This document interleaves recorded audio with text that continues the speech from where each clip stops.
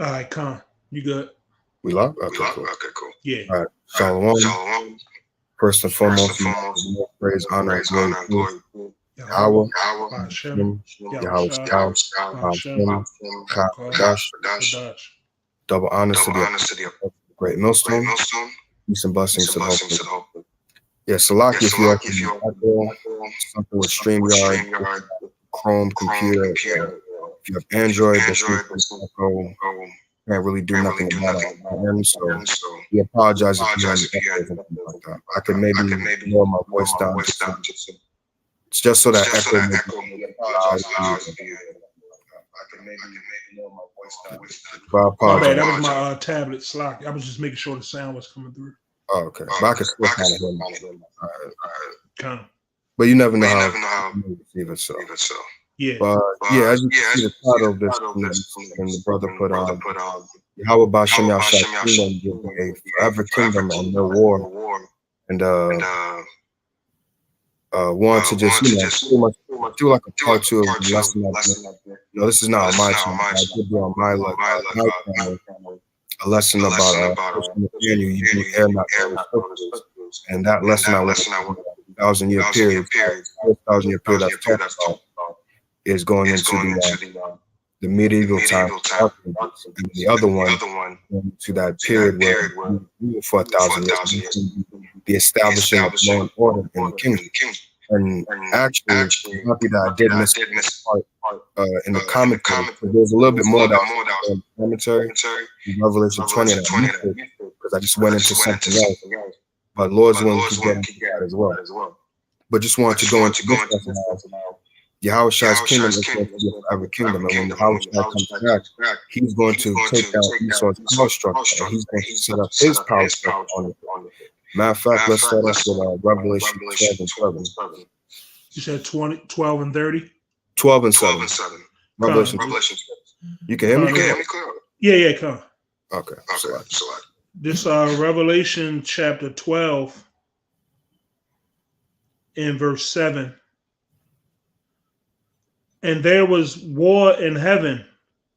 Michael and his angels fought against the dragon, and the dragon fought and his angels. Now, this isn't something that you probably learn in Christian churches, that war in heaven, Michael and the other angels and Satan and the other angels, or they really call them Lucifer, fighting in heaven, there's a war in heaven, and then Michael kicks Lucifer out of hell.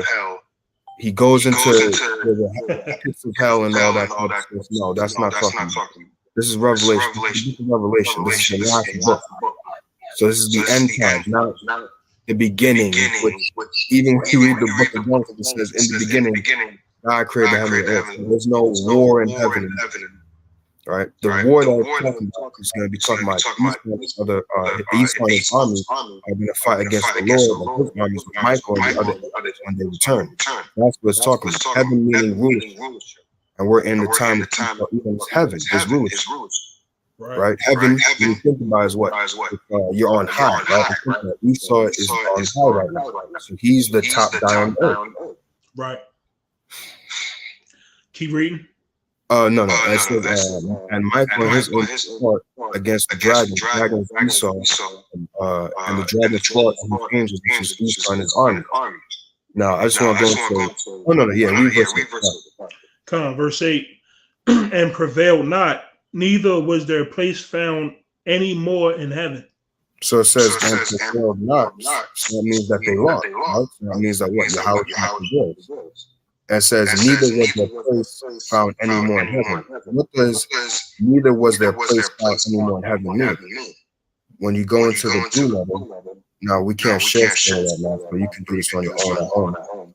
But when you use the blue letter, you go into the interlinear, you go into any more, the word there is ex, right? And one of the definitions of a thing which was formerly, whereas now the state of things exists or has begun to exist. What is that? That is verse 9.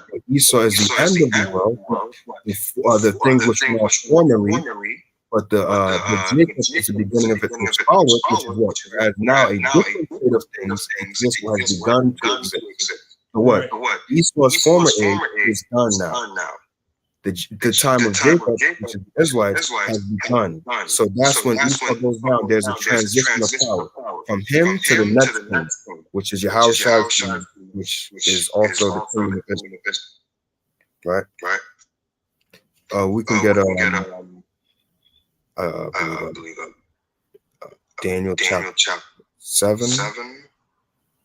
Yeah, I have the paper right here. Daniel chapter 7. We can start verse 13. Verse 8? Verse 13. 13, con. This is Daniel 7 and 13. And it reads, I saw, Salaki, my bad. It says, I saw in the night visions, and behold, one like the Son of Man came with the clouds of heaven, and came to the Ancient of Days, and they brought him near before him. Oh, you can continue. And there was given him dominion. The him Salaki is Yahawashi. You can continue. And glory and a kingdom that all people, nations, and languages should serve him. His dominion is an everlasting dominion. And that word there in Hebrew is I will love, which is forever. So you see here that what the brother's reading is what? Yahawashi's kingdom, all nations shall serve him, right?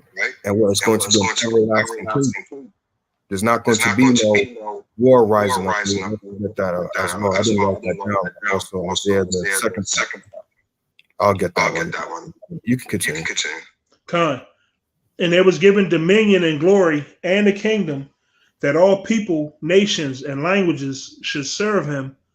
His dominion is an everlasting dominion, which shall not pass away, and his kingdom that which shall not be destroyed.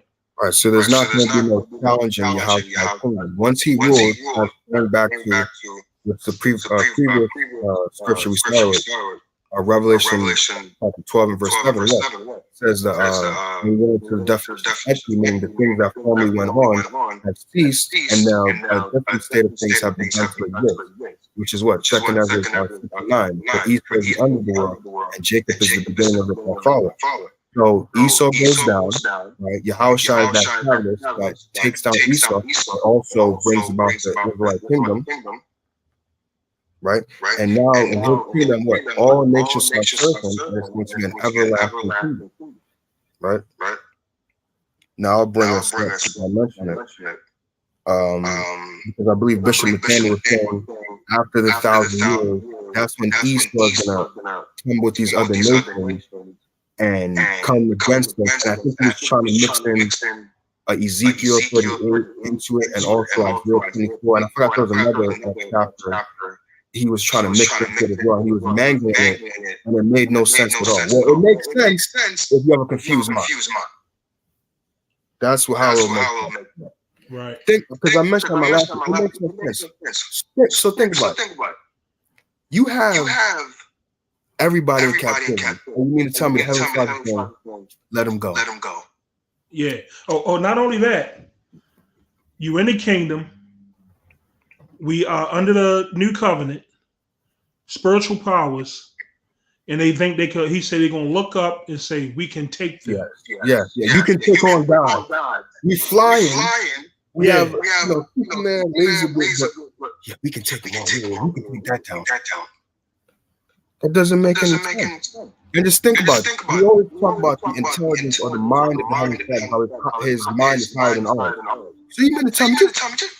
I'm not questioning myself, but just think about it. Let's play devil's advocate. Let's play with that. You mean to tell me that the Lord will say, okay, you got all the nations down, you took them down, I destroyed Esau's empire, all these other nations are underneath you. Just let them go. We can just take them down again. For what? We already won. We are. The victory is already sealed. Exactly. What's the point of that? There's no second victory talked about. There's only one victory. That's where you get the pardon. There's no okay. You beat him. Get that crown. You're gonna get another one after 1,000 years for the next victim. That's not written. So Yahawashi rulership, and he gotta wait again. He gotta go to war again with someone he already defeated. Right. This is what you call like I forgot how to have it in boxing. The second fight, a rematch. Right, yeah. You need a rematch against Esau. After you done beat him for 1 hour. Yeah. It's gonna be 30 seconds now. But this is Isaiah the second chapter. This is a prophecy and a vision that Isaiah saw, as it says, Isaiah chapter 2, verse 1. The word that Isaiah, the son of Amos, saw concerning Judah and Jerusalem, which is all 12 tribes, the northern and the southern. And it shall come to pass in the last days that the mountain of the Lord's house, right, which is the elect 144,000, that governing body, which I want to get into after, shall be established on the top of the mountain. The mountain represents government in the scripture. So the mountain of the Lord's house is going to be established above these other governments, right? Because really all these other governments are going to be taken down. So the Lord's government, his establishment, is going to be above everybody else. Right, that's what when you're going through history. I'm going through a little history. When you look at the Babylonians, right? At one point, the Assyrians were ruling over the Babylonians. What happened when the Babylonians they set up their empire, they set up their government, things like that, right? You have the Medo-Persian. After the Babylonians, what they do? Topple down the Babylonians, they set up their stuff. Same thing with the Grecians. What happened with the Grecian Empire and Alexander? They had Pan-Hellenism. Take down the Medo-Persian, or really the Persians, or what? They want to establish themselves. It's going to be the same thing. The Lord's going to have his government on top of these other governments, right? Which is really the government of the Lord going to be established upon all these other. It's going to be the highest government, and everybody's going to learn the ways. It's the same thing with these empires. What happens? When they come into leadership, they put out their way of thinking. I believe you read about that in Daniel the first, if I'm not mistaken. Talk about with Daniel, how he was things like that. You have to be learned in harmony and ways. I believe that's in Daniel.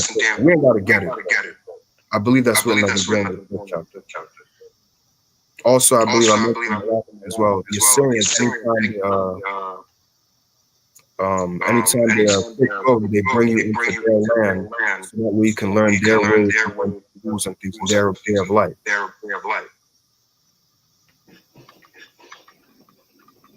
So let me continue. Isaiah chapter 2, verse 2. And it shall come to pass in the last days that the mountain of the Lord shall be established in the top of the mountains, and shall be exalted above the hills. All nations shall go unto it. So where is this result coming from when they're going to be what? Flowing unto it. To do what? Where are other nations going to be flowing unto it? And many people shall come, which are the other nations, and many people shall go and say, come ye, and let us go up to the mountain, which is the government of the Lord, to the house of the God of Jacob, and he will teach us of his ways, and we will walk in his path. For out of Zion shall go forth the law, and the word of Yahawah from Jerusalem. So what? That's going to be, everybody's going to want to learn the ways, the law, statutes, commandments of the Israelites, because they're going to be the top government on the earth. That echo isn't bothering me. No, it's too wild. Yeah, I mean, I hear it, but yeah, we can't do nothing. I just want to know what to do about it. Go on. Yeah, it's cool. Okay. Verse 4. Still out here again for anybody listening. We can't do anything about it. Lord's willing. Something going on with StreamYard and Android. Are you hearing the echo from mine? Yeah. Nah, not on like if we. A little bit, right? Nah, not really. That's weird. For me, a little bit. But I can also hear myself, so it's kind of hard to talk and like yeah. So Salakia again for everybody watching. But verse 4 says, and he shall judge among the nations, and shall rebuke many people, and they shall beat their swords into plowshares, and their spears into pruning hooks. So the weapons that they have, they're going to turn them into farming instruments. Because what? They're going to be building up our nation. You go into Isaiah 61 chapter about, talks about men shall stand and feed your flocks.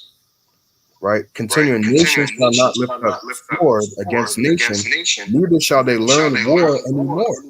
So these other nations, when they're in captivity after Esau Edom is taken down, they're not going to learn war anymore. They're going to turn those swords into plowshares, those into and build up our kingdom. You can read Isaiah 60 chapter, like I said, about those. So where's Bishop Nathaniel getting this, after 1,000 years, East on these other nations are going to raise up and fight against them? That's not written. Hey, not only that, like after their weapons been turned into instruments to work, who's manufacturing the weapons? What are they going to use, sticks and stones? I forget who was that would say World War IV, if it was to be one, it would be fought with sticks and stones. So a reset. Because after this nuclear destruction, that's it. Yeah. No, I feel anything. Oh yeah, no, I don't got nothing yet, but I'll jump in. So I want to go into something as well in Revelation chapter 20, and I missed, if we can get that back. I'll read the comments because I missed it last time. Revelation 20? Yeah. Well, you want to get that, Asha, or you want me to get it? Oh yeah, I get it. Revelation 20. Okay. Yeah. And start from the top? No. Verse 4. Oh, is it verse 4? Yeah. Start with Revelation 20:4. And I saw thrones, and they sat upon them, and judgment was given unto them. And I saw the souls of them that were beheaded for the witness of Yahawashi, and for the word of the Most High, and which had not worshipped the beast, neither his image, neither have received his mark upon their foreheads or in their hands, and they lived and reigned with Hamashiach 1,000 years. Okay, so yeah, that was the last subject. So when it says, I saw thrones and they that sat upon them, and judgment was given unto them, and I saw the souls of them that were beheaded for the witness of the Yahawashi for the word. That's the elect that will not, as it says, receive the M.O.V. Right? They love not their lives unto death, so they will take the beheadings. So the beheadings are going to come back. But I really want to focus on that. And they lived on the reign with Yahawashi 1,000 years, because a lot of people think that, okay, the Messiah's reign is only 1,000 years, and then that's it. No. When you go into the commentary, just went too long. Unfortunately, you can't focus on that. When you go into David, his commentary for Revelation 20, there's something interesting that he says here. I want to bring out that I didn't bring out last time. So just give me 1 second. Okay, boom, fine. All right, this is the commentary of David Boozer, Revelation 20. It says, some of what we know of the millennium from other passages of Scripture, it says this. During the millennium, which is, millennium means 1,000-year period, it says, Israel will be the superpower of the world, the leading nation in all the earth, and the center of Israel will be the mountain of the Lord's house. The Temple Mount, which we really know that there's not going to be no physical temple. The elect will be that temple. It says, which will be the capital of the government of the Messiah. All nations shall flow to the capital of Yahawashi government. And has the scripture I brought earlier, Isaiah chapter 2, verses 1 to 3. It says, this other part here, it says, during the millennium, which is that 1,000-year period, the citizens of the earth, which will be the other nation, the heathen nation, the citizens of the earth will acknowledge and submit to the lordship of Yahawashi. It will be a time of perfectly administrated enforced righteousness on this earth. How do you beat that? Even David Guzik knows what there's going to be peace on the earth. There's not going to be no fighting. The other nations are going to bow down to it. And I believe, like I mentioned in my video, that the brother Ashlar, I learned this from you in Revelation 26 with Rob Dose. If you can get that. Yeah, I got you. This is from the book of I'll read the scripture and then get the word. This is Revelation 2 and 26. And he that overcometh and keepeth my works unto the end, to him will I give power over the nations. And he shall rule them with a rod of iron.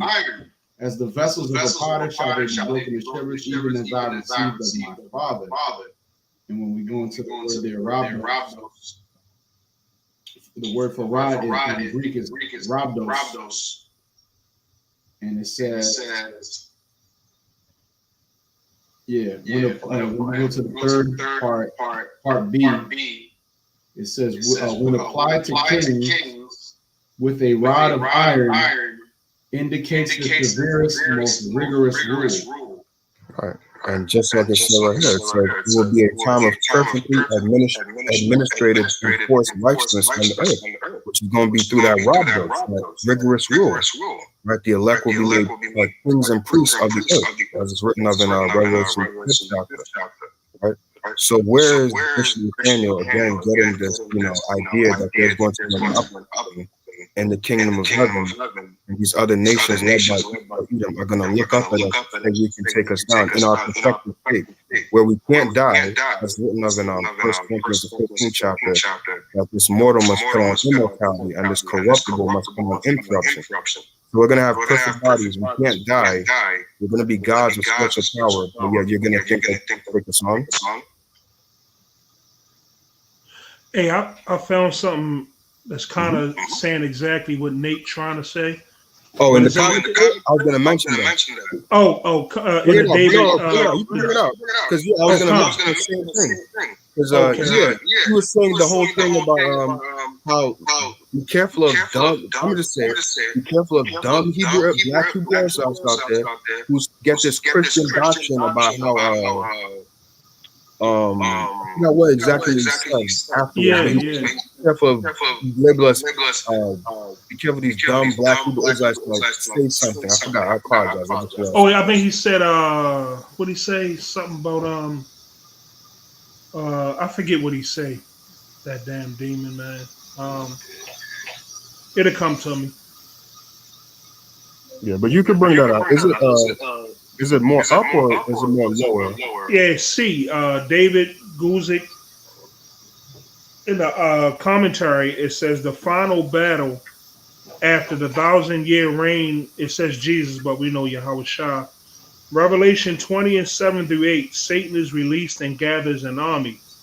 Now, when the 1,000 years have expired, Satan will be released from prison and will go out to deceive the nations which are in the four corners of the earth, Gog and Magog, to gather them together to battle, whose number is as the sand of the sea. Satan will be released for the 1,000 years of the direct reign of Yahawashi over this earth. Satan was bound and inactive, but after the 1,000 years are over, he will be released and successfully organize many people of the earth in another rebellion against Yahawah. That's bullshit. Yeah, that's a Christian thing. But Bishop Nick was saying that we have a Christian thing, but look what the commentary says. You're believing and saying a Christian thing, but you're putting it on other people. Right. Yeah, the one you just reminded me of that. Yeah, I wanted to mention that as well. Yeah, I happened to look down and read that, and it sounded exactly what he was saying. What he's saying. Yeah.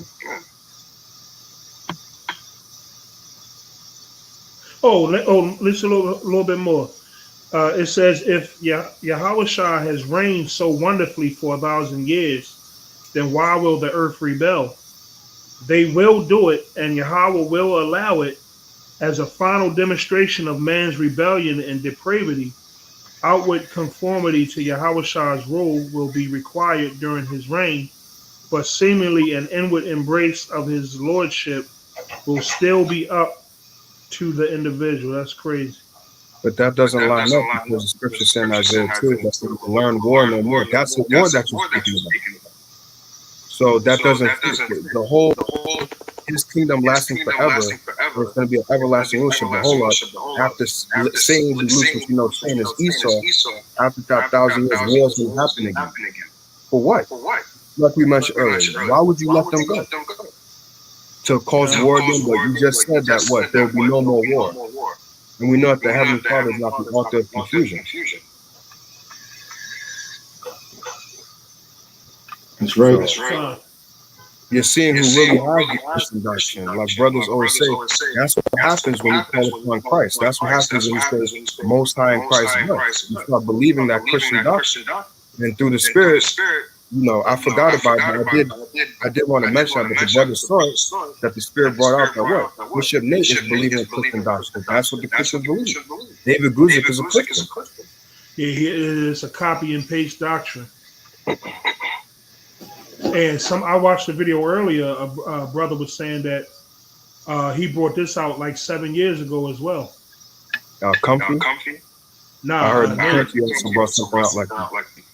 Nah, Nate too. Like he had the video from 7 years ago. Nate was saying pretty much the same thing. I think it's one of the brothers from the islands. I can't remember. I had to look back in my history. Sure, you want Isaiah 14 to me and start out. Isaiah 14? Yeah. From the top? No, 18 first. 18? Yeah. Isaiah 14 and 18. All the kings of the nations, even all of them, lie in glory, every one in his own house. Right, and this is going to be in the kingdom that what? After that 1,000-year period, these other nations, they're still going to be tribute unto us for what? They're going to be able to go back to their land, right? So when it says all the kings of the nations, even all of them lie in glory, it's not meaning that these other kings or these other nations are going to have a part in the kingdom of heaven. No, they're still going to be underneath us, but they'll be able to go to their lands, right? And everyone in his own house, right? You can continue. Yep. Real quick.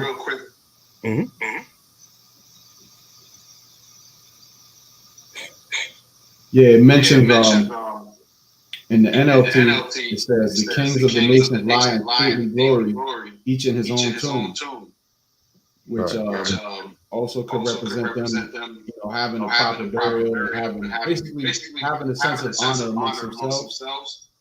But yet, you know, Esau, Edom is going to have no honor. You know, but also they are going to dwell in their lands. But yeah, the word there is Bayah for house, and it says house, dwelling, habitation of Sheol, which is speaking on the grave, speaking on the grave, or speaking of a house. But also I was going to say, also that tomb or that thing, I believe it, as you're going to read the 19th verse, that grave or that tomb represents what? Rest. Because what? A tomb or a grave is rest for the body. Right. So it means that what? These other nations, again, are not going to partake in that kingdom, but they're going to be, the load that's going to be put on them after that 1,000 years is going to be lightened because they're going to know after that rigorous rule that we know what they want, we understand how this kingdom is supposed to be run, we get it, and things will be a little lighter. Right? Reading on, it says, but thou art cast out of that grave like an abominable branch. Right, and this is talking to Esau, right? The thou is Esau Edom, right? There's a separation, but thou, you can continue. And as the raiment of those that are slain, thrust through with a sword that go down to the stones of the pit, as a carcass trodden underfoot. Right, so Esau Edom, as we're going to also get, I'll show you, I can hold that in Obadiah 1:17. Esau is going to be cast out of his grave. He's going to be cast out of the rest, right? He's not going to get the rest or what the other nations are going to get. He's going to be done away with. Right, so that's why it says the thou, which are the Edomites, are cast out of that grave like an abominable branch. You're going to be cast out. You're going to be done away with. The brother's going to get now in the diet. Right? It says, my bad. oh, not yet. Come. It says, as the women of those that are slain thrust through with the sword that go down to the stones of the pit, as a carcass trodden underfoot. And you could read this one. Sorry, say that again. Keep reading. Thou shalt not be joined with them in burial, because thou hast destroyed thy land and slain thy people. The seed of evildoers shall never be renowned. Right. So Esau is not going to be joined with the other nations. He's going to be cast out, like it said. And when the brother gets back, he's going to go into Obadiah. That's what's going to get into Esau, Edom being done away with completely after that 1,000 years. So when Esau is done away with, how can he revolt? How can he come against us? Yep. And in the NLT it says, you will not be given a proper burial, for you have destroyed your nation and slaughtered your people.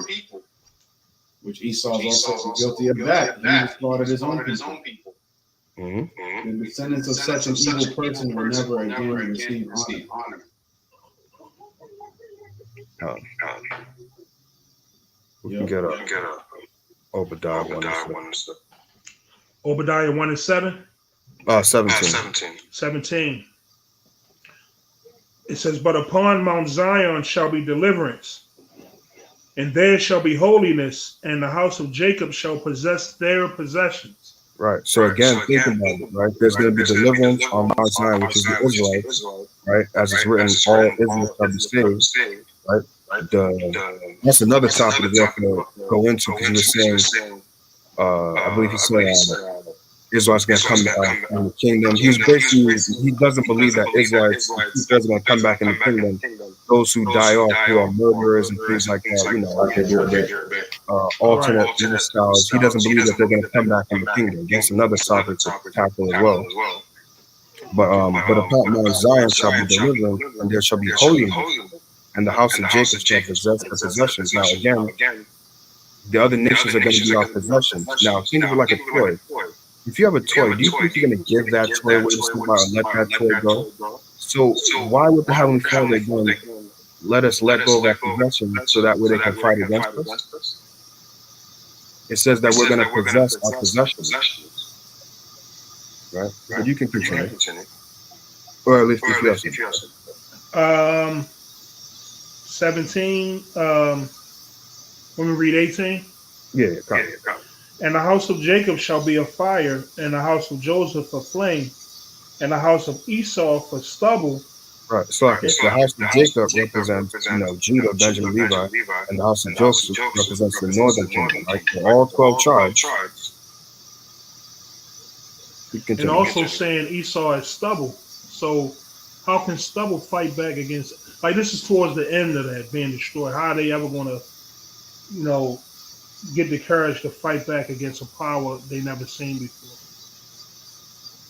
Right, after having a rigorous rule, and like we read earlier in Isaiah 14, being cast of thy branch means that you're going to be set aside to what? As we're going to continue reading in Obadiah. And they shall kindle in them and devour them, and there shall not be any remaining of the house of Esau, for the Lord Yahawashi hath spoken it. Right. So after that 1,000-year period, they're going to be burned away. They're going to be done away. The house of Esau, there's not going to be any remaining. And I believe when you go into remaining,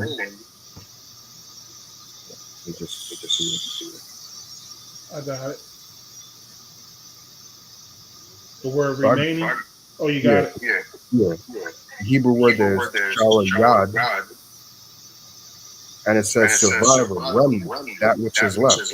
There's not going to be anything from the man to the woman to the child. There's not going to be anything left of Esau Edom after that 1,000-year period. After that rigorous rule, they're going to be put to the side and be burnt and be done away with. But where is this war that's going to happen again? Right. And you could read this weekend. Pretty much that's all the precepts for me. This is pretty straightforward. There's not going to be no uprising in the kingdom. Just read the precepts. Isaiah's speaking. There's going to be no more war. We're going to be gods on the earth. You can't compete with the God. And they shall learn war no more. That's like close the book. Right. It started with that and you ended it right there. Yeah, Kyle. but for the sake of edification, we go, in depth to it, So leave no gray area. Like that precept alone will leave no gray area. Like if you was a thinking man or woman in that congregation, you'll be like, hold up, man, this don't line up. But just like minions they are, some may be bucking up against it. Who knows? But hey, man, it's crazy. I got a quick one. Yeah, kind of. And 16:11. Let's see. Ezekiel 39. I don't know if y'all brought this out yet. Oh, no. But it says something about the weapons. Mm. Ezekiel 39:8. Behold, it is come, and it is done, saith the Lord God. This is the day whereof I have spoken. So the Lord is telling me this is the day of the Lord. This is when his destruction comes. Because if I could read the 7th verse, it says, so I will make my holy name known in the midst of my people Israel, and I will not let them pollute my holy name anymore, and the heathen shall know that I am the Lord, the Holy One in Israel. And we know that's going to come when Babylon the Great is destroyed, the war of Armageddon, and the Lord's name is going to be glorified in that sense.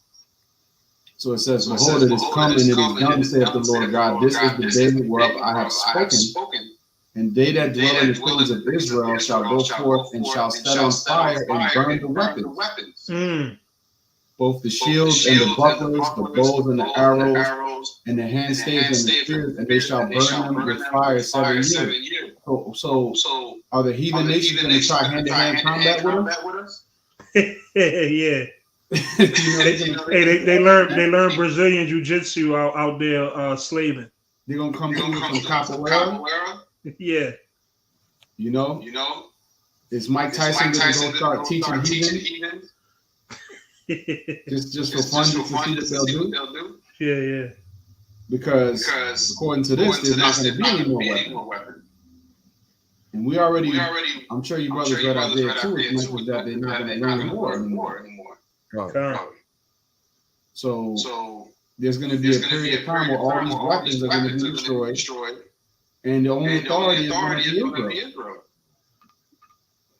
What used to be an AR-15 going to be a rake. Right. We're going to turn them into, basically destroying them. And we're going to be the authority in our day. So after 1,000 years, when the heathen get in the ass kicked, honestly, we're not doing their job if they feel like they're just going to rebel and try to come against us. Yeah, we ain't ruled rigorous enough if they think they could, fight back. Like, yo, what the fuck? Right. By that point in the game, they're going to be, beat down with the rod of iron. You read verse 10? I'll read the 10th verse. Oh, con. Sorry. You want to say something, Mark? No. I thought I was waiting to see if you was going to read 10. Yeah, the 10th verse. It says, so that they shall take no wood out of the field, neither cut down any out of the forest, but they shall burn the weapons with fire, and they shall spoil those that spoil them. Yeah, they're not gonna make no. Oh, my bad. Salaki, my bad. Go ahead, brother. No, when it said they should take no wood out the field or cut down, they ain't making no bow and arrows or medieval weapons to fight back, man. Mm-hmm. There's gonna be no more war, no weapons. It's gonna be, really, we ain't gonna have to set up a defense system. We ain't. Who the hell we gonna have to worry about coming at us in that time? Yep. And also, in order to destroy those weapons, we won't need to start any fires because the fire's going to come from us. We're going to have the power over fire, so we can just, over the elements, wipe out. It's going to take a time period of, because the heathen are going to be gathering those weapons, and then, we can use the ST, like Elijah brought down fire, what have you, to destroy those weapons. Or like we ain't gonna be able to use. Oh, my bad. Like we ain't gonna be able to use spiritual powers to heal a heathen. Like, yeah, you know what? We could go take them out. Right. That doesn't make any sense, man. So yeah, that was it on that. Oh, I have a precept for what Shamyah just said. This is Isaiah 60 and verse 10. It says, and the sons of strangers, which are the other nations, Let me just search up that word, the Hebrew word, because there's three different words uh, for three different Hebrew words for other nations. There's Gar, Nakar, and Zawar. But this one here is Nakar, and it says alien foreigner, right, which is the other nation. It says, and the sons of strangers shall stand up, shall build up thy walls, and the kings shall minister unto them, right? So these other nations are going to build up our kingdom. For in my wrath I smote thee, but in my favor have I had mercy on thee. Therefore thy gates shall be open continually. If there's going to be war, your gates are not going to be open continually, because you're going to be at fear, like, okay, someone could come up in here and, rampage through our kingdom.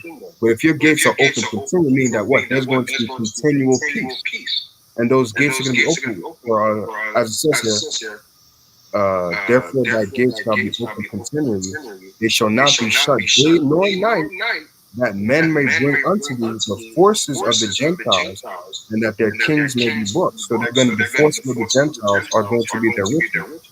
So where is this again going to be this war when it shows in the kingdom, or in the scripture shows in the kingdom, how our gates are going to be continually open for the other nations to bring riches unto us? So you mean to tell me you're going to have a religious school, you're going to be bringing riches unto us? Where on earth in the 24 hours do you find time to let's plan against these guys so we can take them down? Exactly. And we are not going to even have to keep an eye on our children. So why would we have to keep an eye on a damn heathen that's in subjection to us? Right. Shit, one of our children to take out an Edomite thinking that. Yeah. And even have a verse 12 here. It says, for the nation and kingdom that will not serve thee shall perish. Really, those nations shall be utterly wasted. So even if they think about something, it's like, oh, you trying to do something? Get rid of him. You're not even getting a chance. But after 1,000 years, you don't have enough years to amass a war against the Israelites. That doesn't make any sense. Hey, the rest of the heathens going to be in such order. They're gonna buck up against Esau for even thinking that. They gonna get on them like, man, what the fuck is wrong with y'all? We got it good now. We got it good now that you ain't in rulership. And hey, that's what we did when we was in slavery. We would turn coat on other rebellious slaves. So why wouldn't the other heathens? My bad. The house Negro. The house Negro. But I had this one thing, going back to Isaiah 2, just when it says they shall not learn war anymore. When you go into that word learn, and it says to learn, teach, exercise, and to be taught, to be trained. So they're not going to train, they're not going to be taught about war anymore. This is a time of peace, not a time of war. They're not going to have time or the ability to do so, because they're going to be taking all those instruments, whatever tanks and all that, and melting that into things for the kingdom. So that's it for me. Like, this is just ridiculous. There's different doctrines coming up that's just weird, and you gotta pray for the spirit to be on you that you don't fall for these things. Because here it is, this individual was saying that we have a Christian doctrine, but like the brother brought out, when you go to David Cruz's commentary, he really is believing the Christian doctrine. So, but that shows you how the spirit reveals all things. So, that's it for me. Yes, that's it. Yeah, God. All right. So, in closing, we want to give all praise, honor, and glory to Yahawah, Bahasham, Yahawashi, again, double honors to the great millstone. Peace and blessings to the hope for love. Shalom. Shalom.